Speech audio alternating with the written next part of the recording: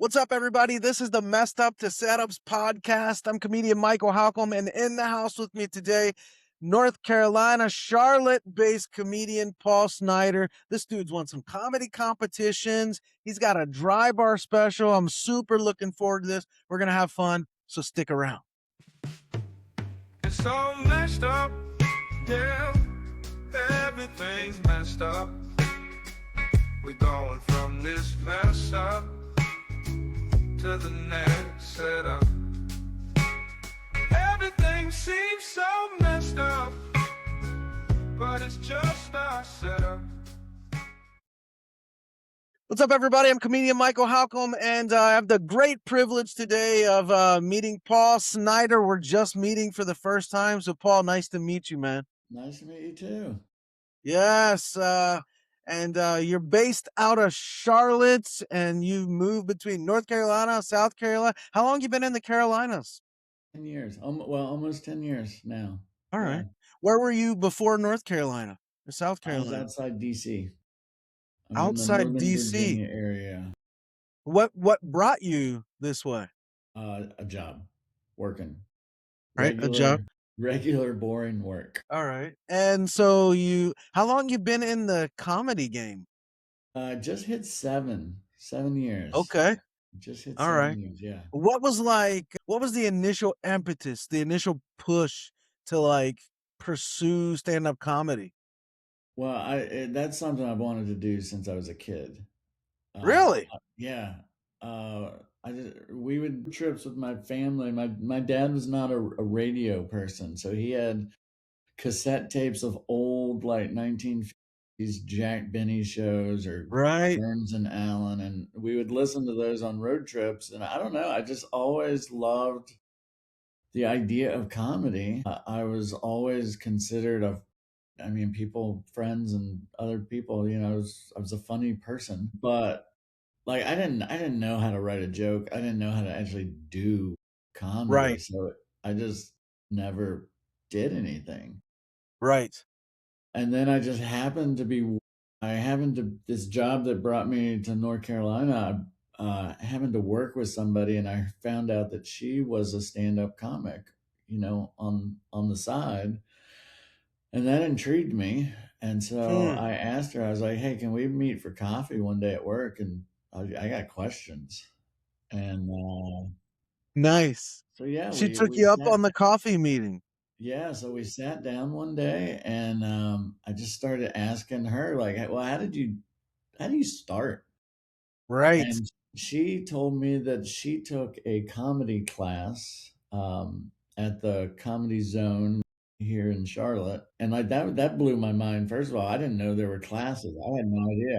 I just Yeah. assumed you just got to show up to an open mic and you just do Right. it. Like, Just do it. Right. yeah, you just do it, and that was Right. terrifying to me. That idea. Right. So she told me that they had the class. I just happened to be texting my wife kind of under the table. I was like, hey, did you know that there were comedy classes? And she didn't know that either. But like by the Yeah. end of the conversation, she had signed me up for one. Wow. So Wow. she's kind of the one that like just kind of kicked me and was like, all right, you're going to try the class. Where it goes from there is up to you. But, enough talking about this. Like, go try it. Wow. That's awesome. So yeah, so I did this like 6-week class that kind of sets the bar, your expectation. I mean, basically the whole first week is like you're not going to get a Netflix special. So like lower your expectations of what is about to happen to your life. Like, this is a 6-week course that basically teaches you the idea of coming up with a premise, a Right. setup, a punchline, whatever. And then at the end of those 6 weeks, you have written your first 5-minute set. Right. And then you perform that in front of a sold out room that's just there to support, brand new comics. So it's impossible to do badly. So I did the class, and I was like, and I kind of got hooked after that. And just kind of was like, okay, let's keep doing it. Let's write some more stuff. And see what happens. Wow. And I now, love that. That's kinda how I got started too. Like, I signed myself up for a course because 6 weeks. I knew there was gonna be a showcase at the end and I'd have to perform. This was a bucket list item for me was to do stand up. I only planned to do it one time and be done. And then just it's stuck, same as you're saying. Like it just yeah, so that's I think a lot of incredible. people I think a lot of people in the class were just like, this was a bucket list, or Yeah, I have to do some presentations at work, and I just want to be more comfortable, or I want to know how right, to add some humor to it, right. whatever. I don't think there were many people in there that were like, I want to go pursue comedy like full time, and like this is what I want to do.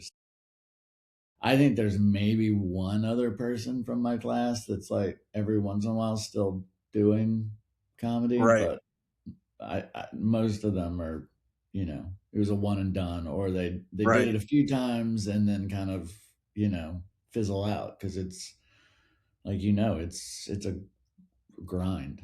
It is a grind, man. Is That's the exact word I use a lot of times to describe it, dude. It's a grind. Yeah, yeah, it'll beat you down pretty fast. Yeah. There's so many elements of it that'll beat you down too, right? The trying to book shows, the trying to edit recordings, the trying to write new jokes, the trying to try out new jokes, the like I don't know, seeing everybody else grow and get stuff when you might not be like dude, there's just so much trying to drum up press, manage social media, like golly, it's a grind. People have no idea. Yeah. Like until you've done it and you've like been in it, people have no clue all the stuff that goes behind the scenes. It's kind of like what you were saying a minute ago. The mindset that people tend to have is people just walk up on stage and they're funny, you know. Yeah, But golly, there's way more that goes on. that's almost the least important element of it. Would be funny because I mean, yeah, because if you can't write, those weaknesses are going to show pretty fast. Right. Right.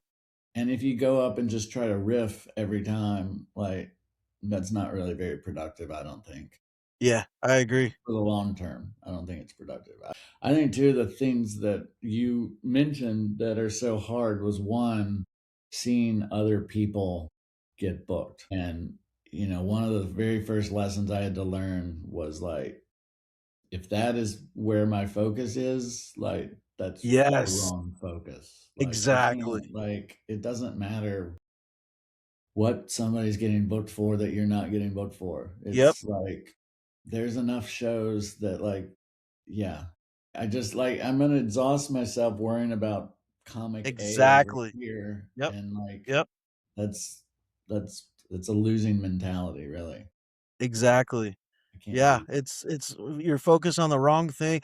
I say often that, C.S. Lewis quote about comparison is the thief of joy, right? yeah.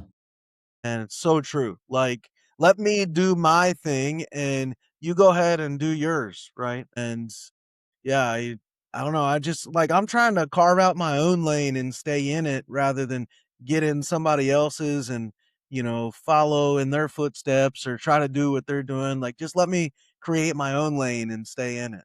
Well, I mean, if this is really supposed to be fun, then I'm taking the fun out by either one, comparing myself to somebody else, or comparing Right. my bookings to somebody else, or Right.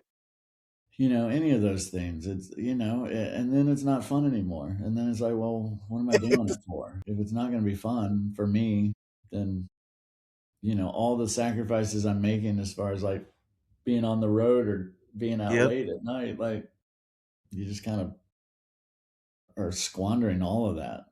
Yeah, exactly. The same woman that talked to me about the class, and she, for the first few years of comedy, was really my mentor, because these were things she's already had to face and make Right. decisions about. So she was able to say, like, stay in your lane, not in a Yes. negative way, but just like, Yep. don't get caught up in what's going around you. You keep writing, you keep going. If you're not getting booked, you keep going to open mics. Right. and you get better, and somebody's going to see you and invite you to a show. Yeah. And it might just be a guest spot, but somebody eventually is going to see your work and your hustle, and they're going to be like, I'll give him a chance. Yeah.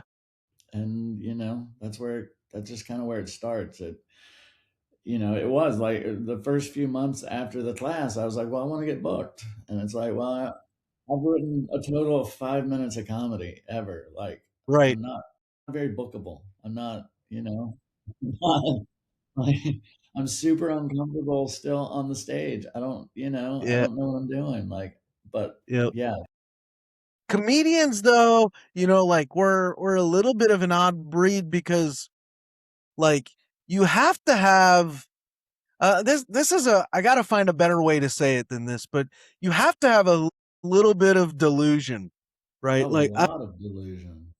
Like I like mean, a lot. that's the best way I've come up with so far to think about. But like think about like you have to think that you have the chops to get up in front of a room full of strangers and you can make them all laugh. Like there's a little bit of delusion, maybe a lot of bit of delusion. And to think that you're good enough to get paid to do that, right? And that you can do it consistently.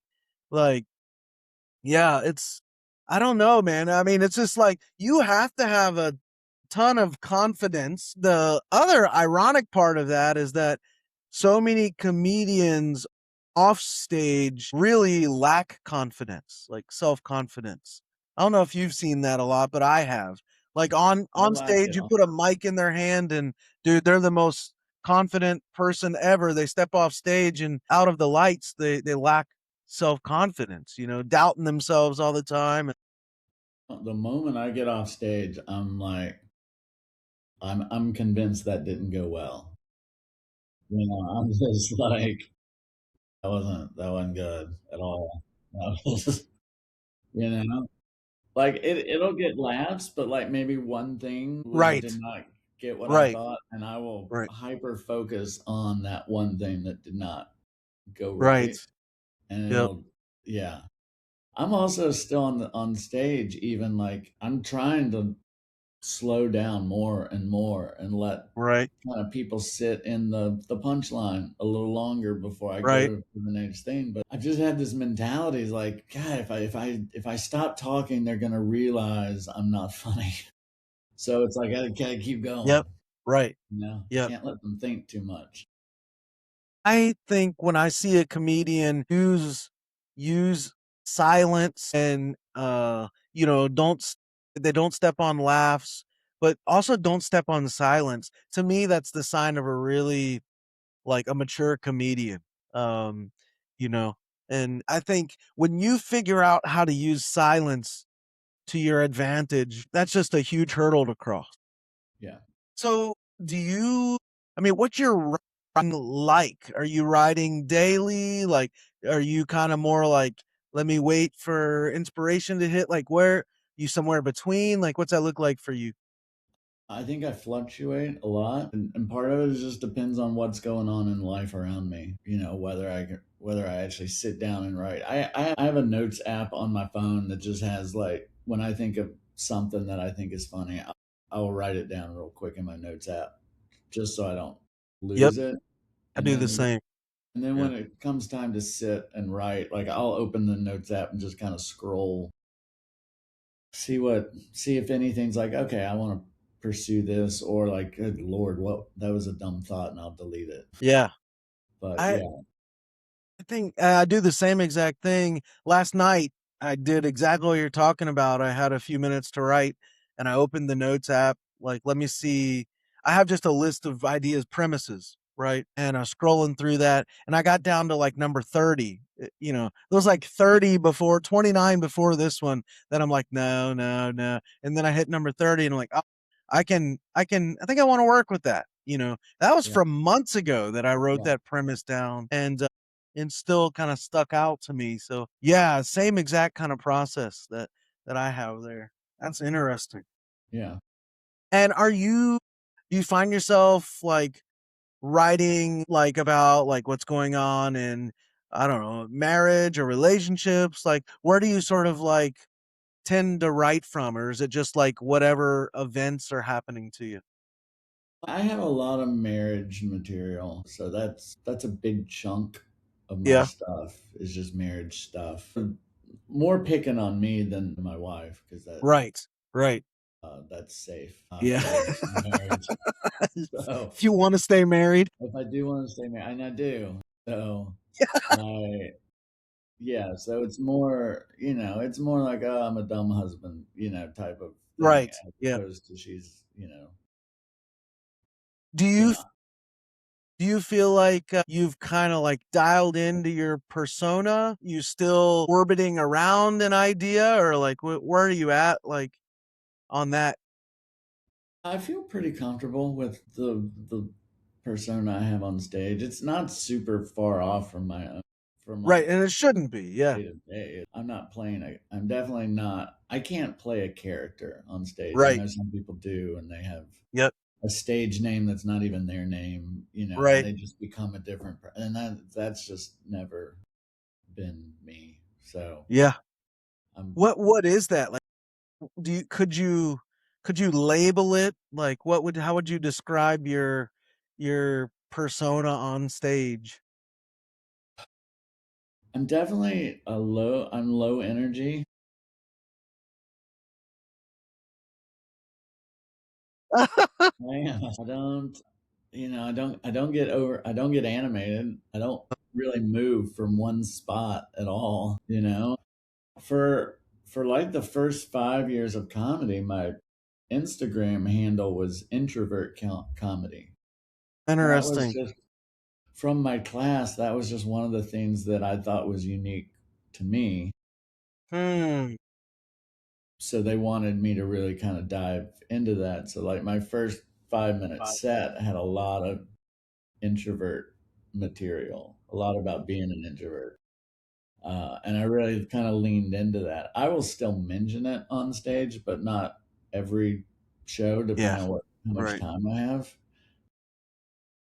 So it's become less, but like I am a big introvert. So yeah, so I think my approach or my jokes are a little less. There's just not wild premises. There's not Yeah. like, I'm out partying or Just it's like just, mundane stuff kind of.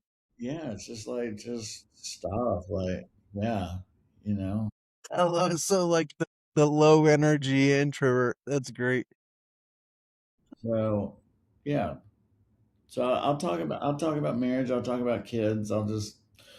Um, I'll dip into things that other people are talking about, like, Yeah. true crime. People love true crime. So, you know, Right. do Do into you that. But you mentioned like your dad listening to these tapes as you guys went on trips and stuff.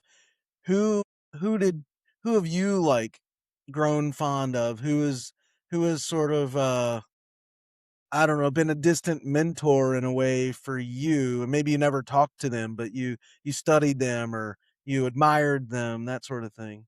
yeah, I was not a comedy, like did the road trip stuff with my dad, with my parents, and heard these classic old radio comics, but like I lived in a very rural driven household. Like I wasn't allowed to watch a lot of current TV Yeah. stuff growing up. And so I didn't, I was never exposed to George Carlin. Right. Like that Right. was just not something I grew up with. So like when I started really kind of doing comedy, then I started like looking at other people. So really like the people I look at are all very, very current people. Hmm. So like the first person that I saw that I was like, oh, you can do clean comedy and still be funny, Right. was Nate Bargatze. Right. I saw one of his original Netflix stand up, like 20-minute bit before he ever got his own special.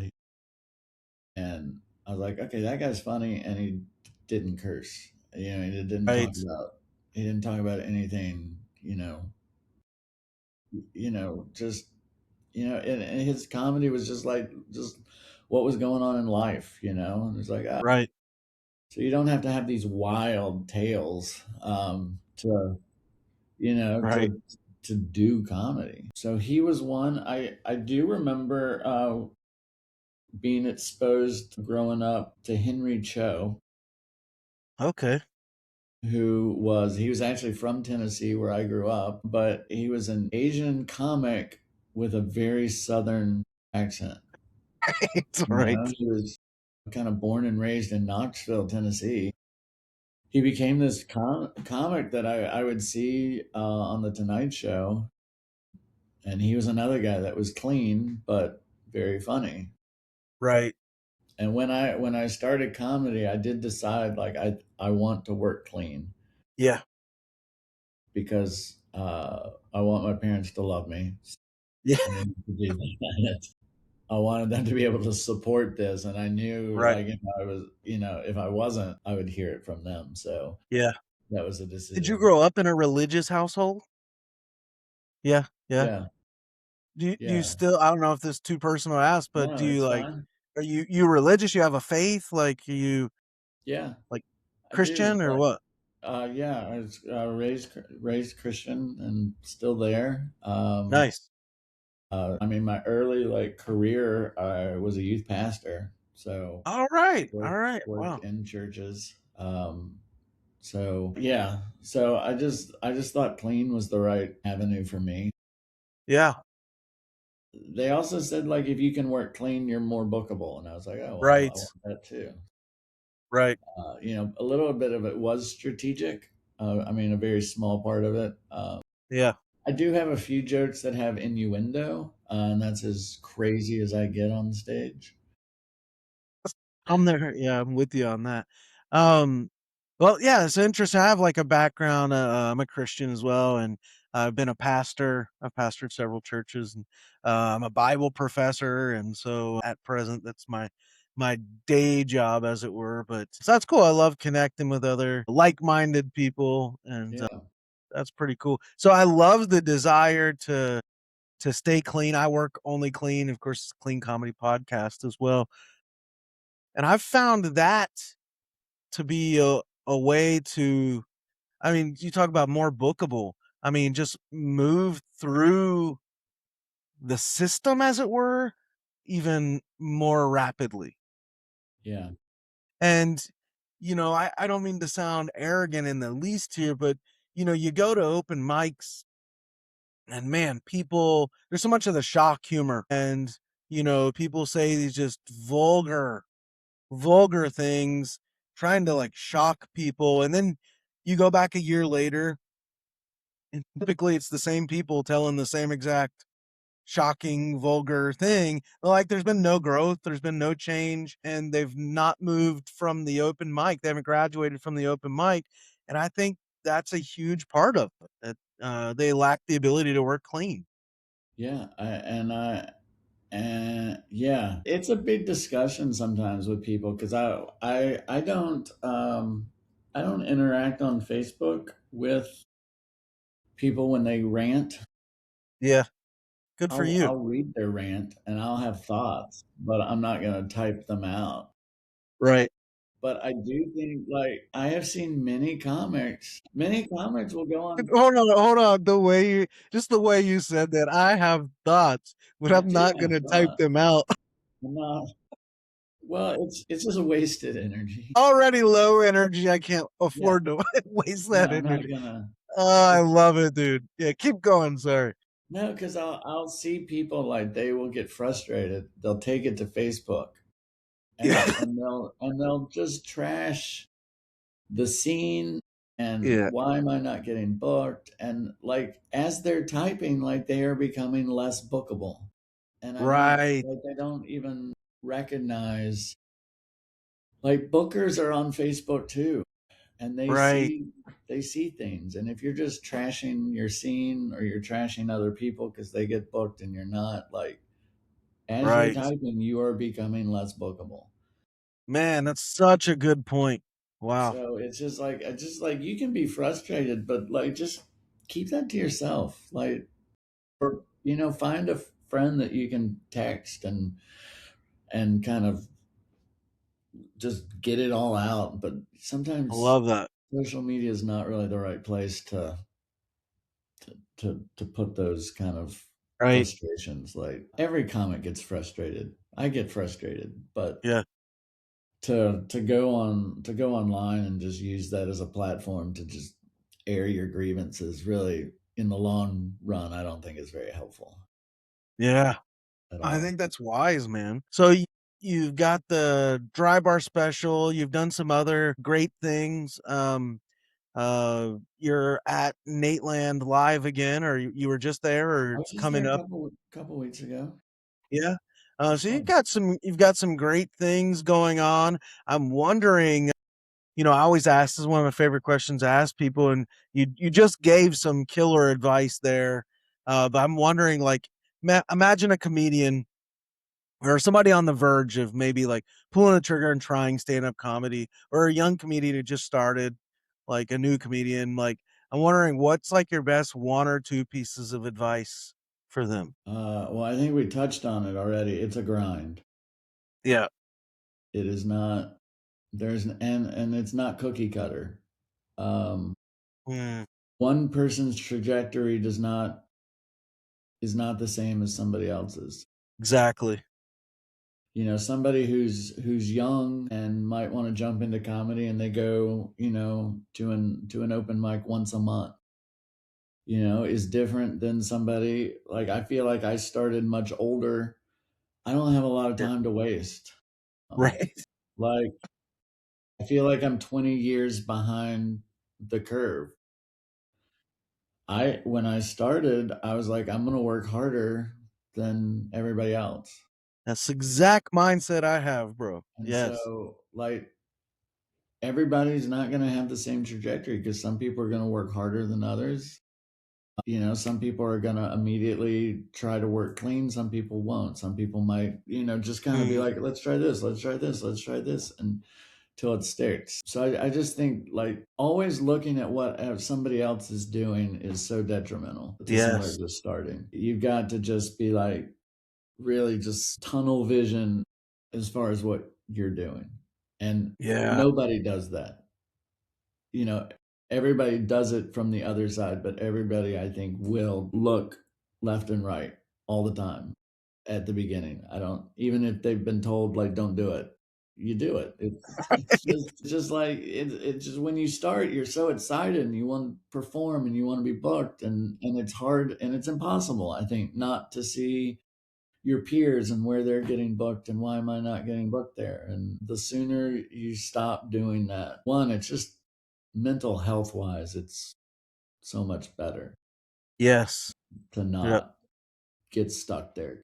And you know what, man? It allows you to genuinely and authentically celebrate other people's successes without being jealous or hating on them, right? Or passive aggressively being excited for them, Yeah, to where right. like, oh, good for you.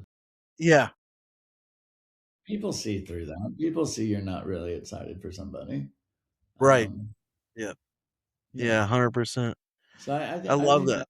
that I think that's an important thing, and I just think just patience is so important, because there's so few instances of somebody really hitting it big fast.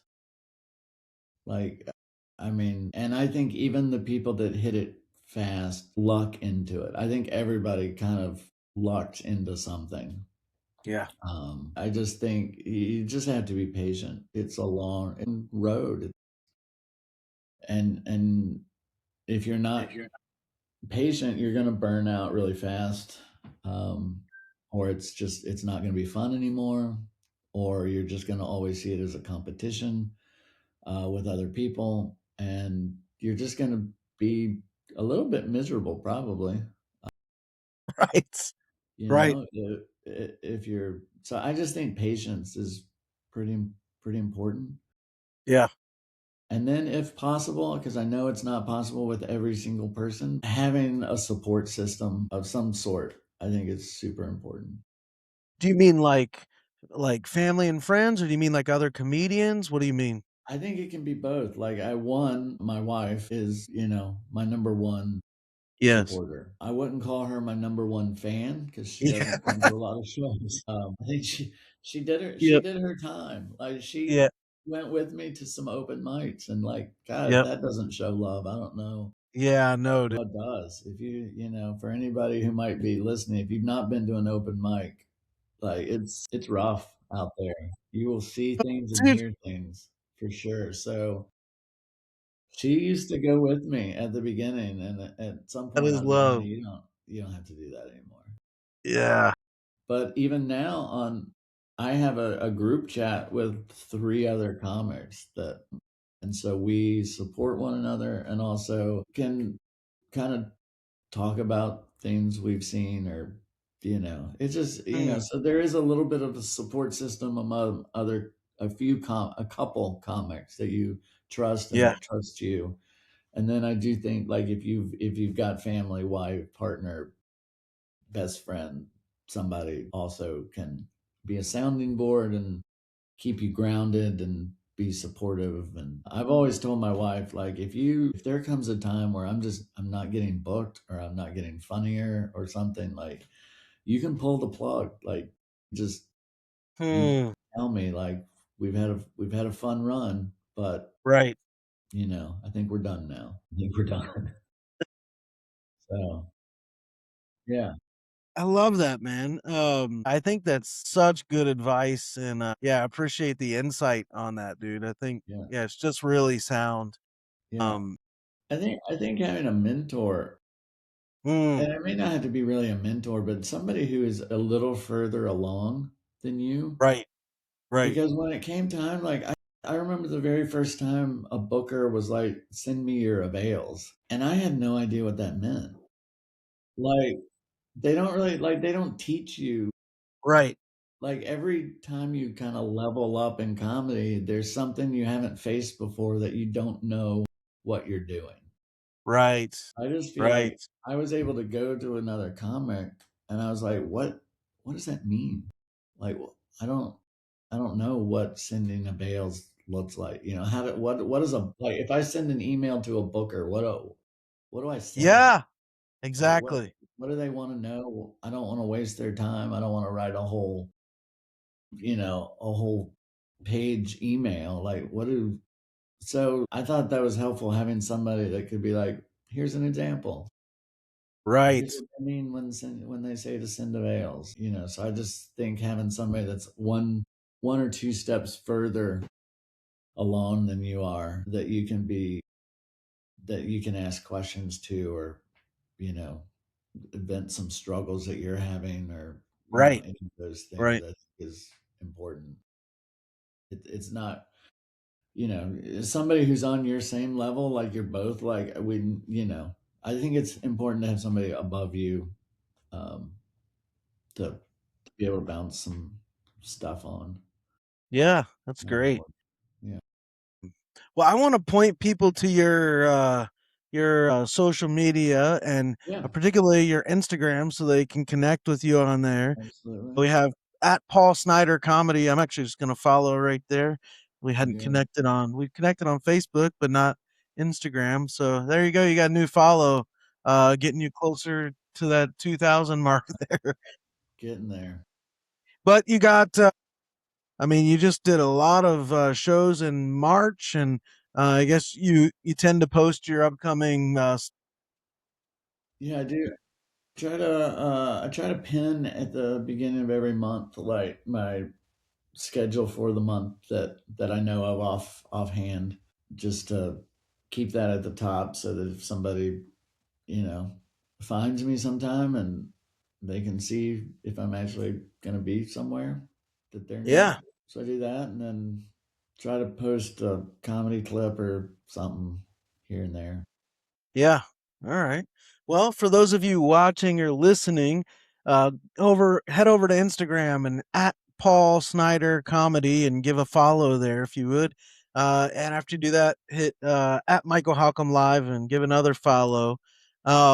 Speaking of, head over to the website, michaelhalcom.live, and there's a daily comedy blog there. This podcast is housed there, also on Spotify and YouTube, of course. But make sure you subscribe to the website. You get a daily like email with some all comedy stuff. And so lots of free resources on there to use as well. But Paul, this has been super fun, man. Thank you Yeah, for thanks, Michael. coming on. This is only part one, by the way. We're going to have a part two. Paul's going to bring a premise or a joke. We're going to workshop it and do some on the spot stuff, pull back the curtain on comedy a little bit more. So make sure you subscribe so you're ready when part two drops. But it's been really fun, dude. Thank you so much. Thank you. Yes. And thank you guys for watching, listening. Leave a comment, subscribe, reshare, all the things. But thanks so much for watching or listening. I'm Michael Halcomb. I'm going to stop there and say, hope that helps. It's all messed up, yeah. Everything's messed up. We're going from this mess up to the next setup.